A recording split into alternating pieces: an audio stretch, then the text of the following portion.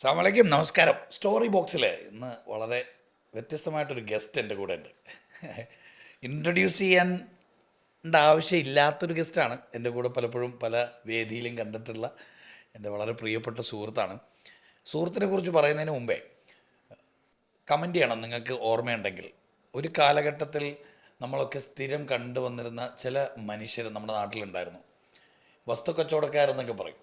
അപ്പോൾ അവർക്ക് അവരുടേതായ ഒരു ശൈലി ഉണ്ടായിരുന്നു, ഒരു ഡയറിയൊക്കെ വെച്ചിട്ട് ഇങ്ങനെ ഏ നമ്മുടെ മുന്നിലൂടെയൊക്കെ നടന്നു പോകും. ഭയങ്കര തിരക്ക് പിടിച്ചുള്ള ജീവിതമായിരുന്നു അവരുടെയൊക്കെ. എപ്പോഴും ഇങ്ങനെ അങ്ങോട്ടും ഇങ്ങോട്ടും ഒക്കെ പാഞ്ഞ് നടക്കുന്ന ഒരു കൂട്ടം മനുഷ്യരാണ്. പിന്നീട് അവരെ ബ്രോക്കേഴ്സ് എന്ന് വിളിച്ചു. കാലം മാറി 2026 ജൂലൈ മാസത്തിൽ അവരെ വിളിക്കുന്നത് റിയൽട്ടേഴ്സ് എന്നാണ്. യെസ്. കളർ മാറി, ബ്രാൻഡിങ് മാറി, കോലം മാറി, ആള് മാറി.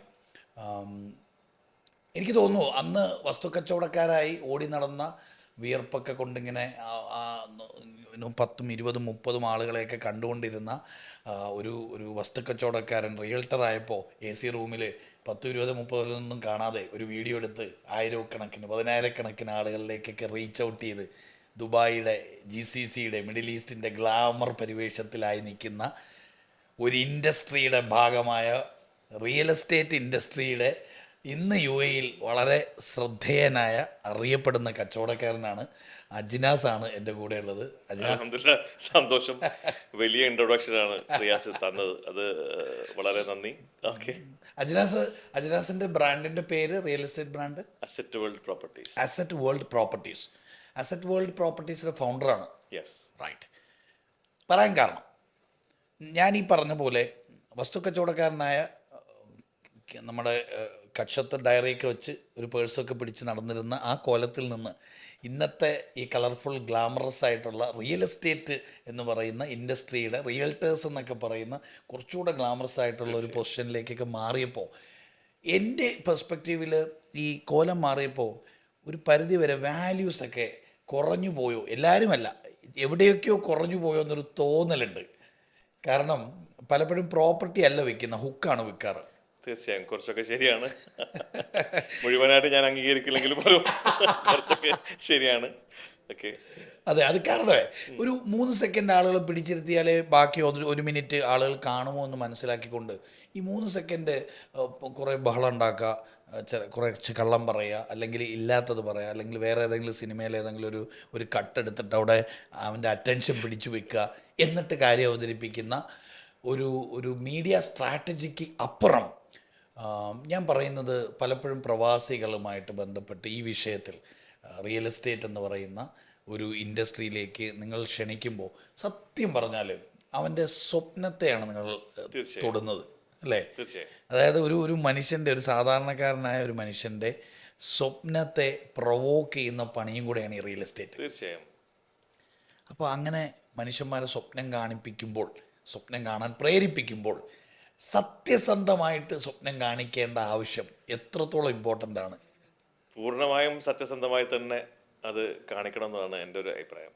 കാരണം ഇന്നല്ലെങ്കിൽ നാളെ അത് എന്ത് ചെയ്യും, അത് റിവീൽ ചെയ്യപ്പെടും.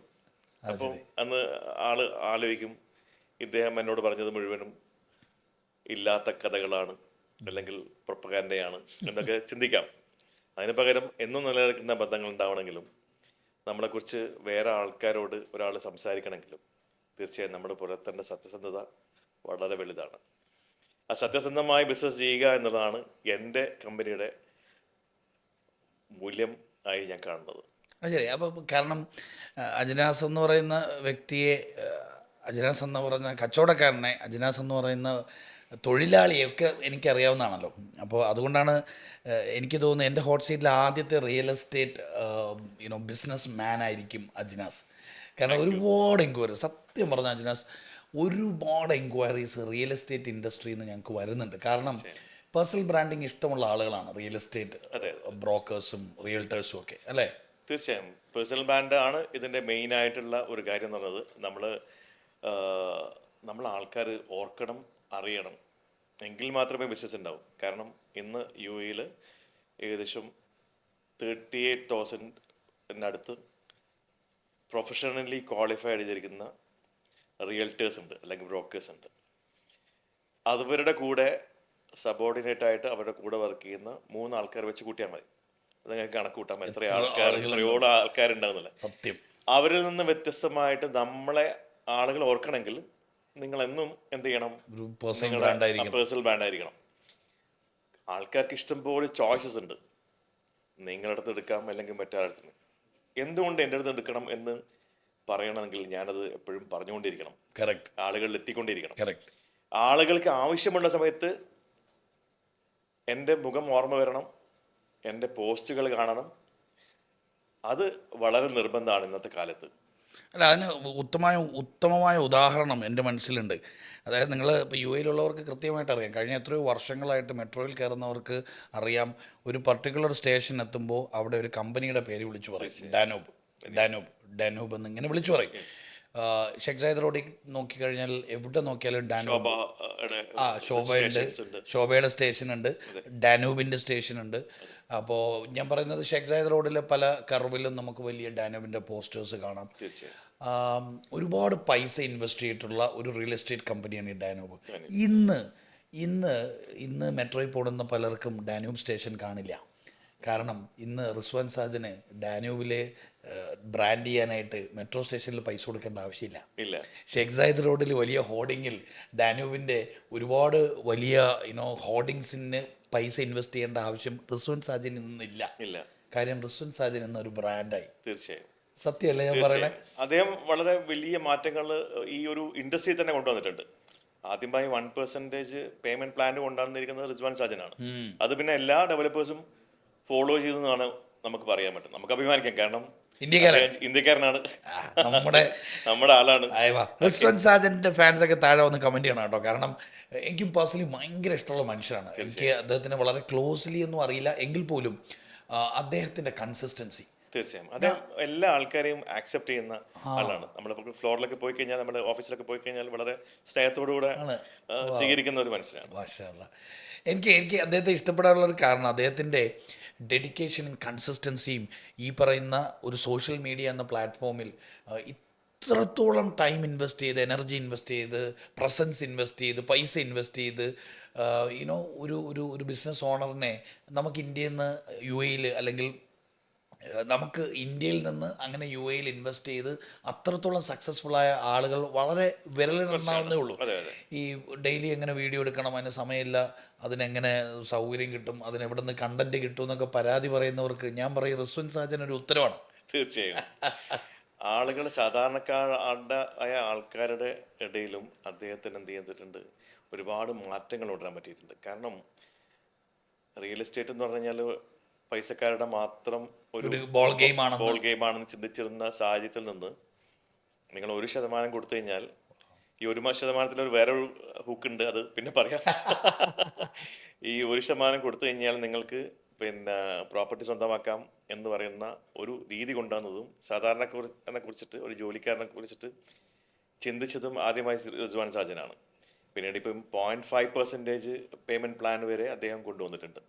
ഞാനിപ്പോൾ റിസ്വാൻ സാജൻ്റെ പേഴ്സണൽ ബ്രാൻഡിങ്ങിൻ്റെ ഇമ്പോർട്ടൻസ് എന്താണ്, എത്രത്തോളം ഉണ്ടെന്ന് പറഞ്ഞാൽ, ഇവിടെ നമ്മൾ രണ്ടുപേരും കൂടെ ഇരുന്ന് സമയം ഇൻവെസ്റ്റ് ചെയ്തിട്ട് ഒരാവശ്യമില്ലാതെ റിസ്വാൻ സാജനെ ബ്രാൻഡ് ചെയ്യുക, അദ്ദേഹത്തെ പ്രൊമോട്ട് ചെയ്തുകൊണ്ടിരിക്കുന്നു. ഇതാണ് പേഴ്സണൽ ബ്രാൻഡ്. ഇത്രേ ഉള്ളൂ.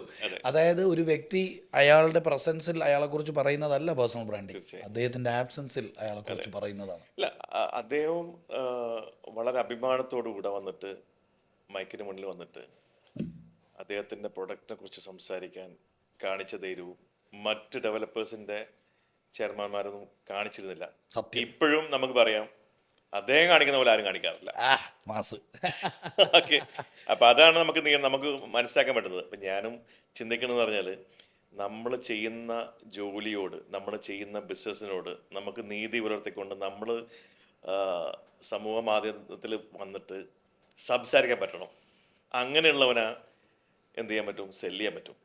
അപ്പം ജോ ദിക്തായ ഓ ബിക്തായ എന്ന് പറയും. അത് റിസ്വാൻ സാജന്റെ കൂടെ പറയുന്ന, എപ്പോഴും പറയുന്ന ഒരു വാക്കാണ്, ദിക്തായ ഓ ബിക്തായ എന്ന് പറയും. അപ്പൊ അത് വലിയൊരു കാര്യമാണ്. അത് നമുക്ക് സത്യം. ഫോളോ ചെയ്യാൻ പറ്റുന്ന സത്യം ഇതിന്നൊക്കെ നമുക്ക് ഉള്ള ഓഡിയൻസിനുള്ള ടേക്ക് അവേ ഏത് ബിസിനസ്സും ആയിക്കോട്ടെ, ഏത് ഇൻഡസ്ട്രിയും ആയിക്കോട്ടെ, നിങ്ങൾക്ക് നിങ്ങളുടെ പ്രോഡക്റ്റിൽ കൺവിക്റ്റഡ് ആണ്, ഉറപ്പുണ്ട്, വിശ്വാസമുണ്ട്, നിങ്ങളുടെ പ്രോഡക്റ്റ് കൊണ്ട് മറ്റൊരാളുടെ ലൈഫിൽ എന്തെങ്കിലും തരത്തിലൊരു വ്യത്യാസം ഉണ്ടാക്കാമെന്നൊരു ഉറപ്പുണ്ടെങ്കിൽ വെറുതെ വീട്ടിലിരിക്കേണ്ട, ഓഫീസിലിരിക്കേണ്ട, കസ്റ്റമറിനെ കാണാനായിട്ട് മീറ്റിങ്ങിന് വെറുതെ കസ്റ്റമറിൻ്റെ ഓഫീസിൻ്റെ ക്യാബിൽ പുറത്ത് പോയി നിൽക്കേണ്ട, മൊബൈൽ എടുക്കുക, തുറക്കുക, സംസാരിക്കുക, ആളുകളുമായിട്ട് ഇൻട്രാക്ട് ചെയ്യുക, കണക്ട് ചെയ്യുക. തീർച്ചയായും